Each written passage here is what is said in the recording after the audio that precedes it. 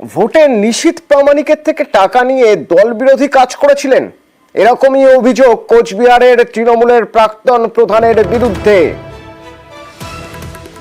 এবং কোচবিহারের তৃণমূলের প্রাক্তন প্রধানকে দল থেকে বহিষ্কার করা হলো। পঞ্চায়েত সদস্য সহ 5 জনকে বহিষ্কার করা হলো। কাদের বহিষ্কার করা হলো, কি পরিচয় তাদের, কি অভিযোগ তাদের বিরুদ্ধে? শুভঙ্কর প্রতিনিধি আমার সঙ্গে রয়েছেন। শুভঙ্কর।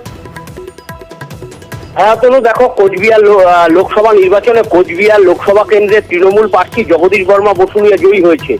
তবে একটা অভিযোগ ছিল, দলের একাংশ নেতাকর্মী বিজেপি প্রার্থীর কাছ থেকে টাকা নিয়ে দলবিরোধী কাজ করেছে ভোটের সময়।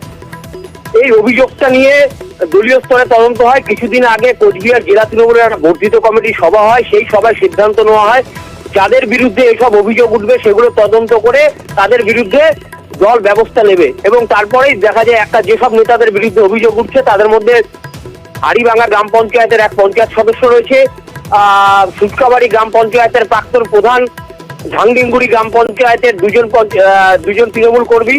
এই সব নেতাদের সহ মোট 5 জনের বিরুদ্ধে দলবিরোধী কাজ এবং বিজেপি প্রার্থীর কাছ থেকে টাকা নিয়ে বিজেপির হয়ে ভোট করানোর অভিযোগ রয়েছে।